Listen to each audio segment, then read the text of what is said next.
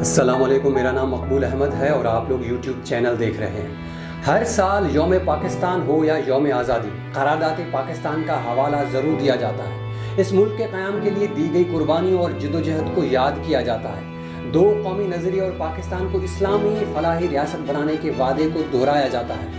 कायद आज़म मोहम्मद अली जिन्नाह के पाकिस्तान के बारे में विजन और अल्लामा इकबाल रहमतुल्लाह के ख्वाब और उसके ख्वाब की ताबीर की बात भी की जाती है।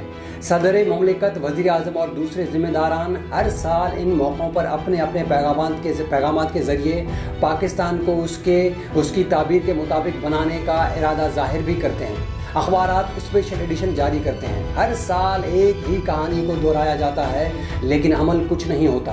पाकिस्तान के क़याम को 70 साल से ज़्यादा गुजर गए, लेकिन जिस इस्लामी फलाही रियासत का वादा किया गया था उसका दूर दूर तक कोई निशान नज़र नहीं आता। इस्लाम का नाम तो लिया जाता है, लेकिन हमारी रियासत, हुकूमत, पार्लियामेंट और अदलिया के इक़दामात से कहीं नज़र नहीं आता कि ये एक इस्लामी मुल्क है। पाकिस्तान के क़याम के फ़ौरी बाद करारदाद मकासद को भी पास कर लिया गया, जिसमें इस बात का तहिया किया गया था कि इस मुल्क का निज़ाम कुरान और सुन्नत के मुताबिक चलाया जाएगा।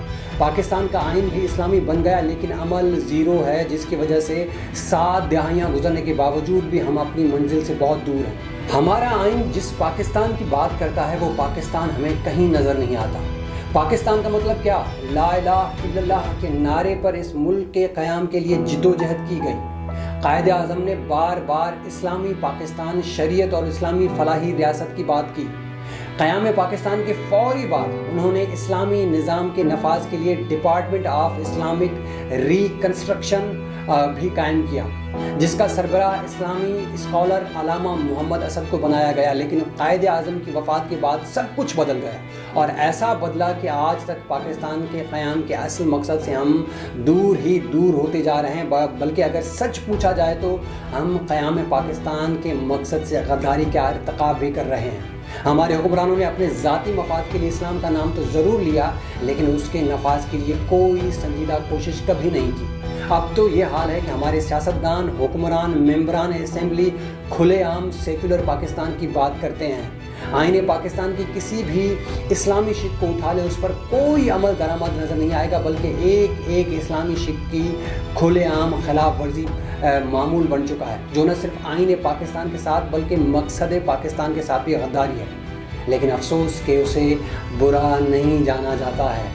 आइन की पासदारी और अलमदारी पर जोर तो दिया जाता है। इदारों की सियासत में मुदाखलत पर एतराज़ इसलिए किया जाता है कि ये आइन के ख़िलाफ़ है। बार बार कहा जाता है कि इदारे आइन के तहत मुकर्रर की गई हुदूद में रहकर अपना अपना काम करें।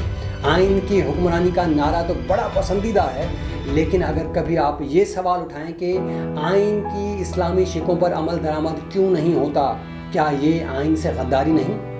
आइन की बालादस्ती और जमहूरियत के सारे चैम्पियन इस बात पर खामोश हो जाते हैं। कोई आम फर्द ऐसा करे तो काबिल बर्दाश्त होता है, लेकिन अगर हुक्मरान, मेंबरान पार्लियामेंट, अदलिया और रियासत के ज़िम्मेदारान आइन की इस्लामी शिकों की खुलेआम खिलाफ वर्जी करें और पाकिस्तान को इस्लामी फलाही रियासत बनाने की मुखालिफत करें, तो वो आइनी और कानूनी तौर पर काबिल गिरफ्त हैं। उन्हें तो इस सूरत में कोई रियासती ज़िम्मेदारी नहीं दी जा सकती। वो तो पार्लियामेंट के मेंबर रहने के अहल ही नहीं हो सकते।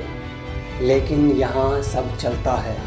नज़रिया पाकिस्तान और इस्लामी फलाही रियासत की मुखालिफ पार्लियामेंट के अंदर भी मौजूद हैं और अहम रियासती और हुकूमती ओहदों पर भी बराजमान हैं। हमारे कई सियासतदान भी पाकिस्तान को सेकुलर देखना चाहते हैं और इसके लिए सरेआम बात भी करते हैं और साथ साथ आइन की हुक्मरानी के भी चैम्पियन बने फिरते हैं। इस दोगली पॉलिसी और मुनाफिकत ने पाकिस्तान को अपने क़याम के मकसद से बहुत दूर कर दिया है। अगली वीडियो तक के लिए इजाज़त दीजिएगा। अपना और हमारे चैनल का ख्याल रखिए। अल्लाह हाफ़िज़।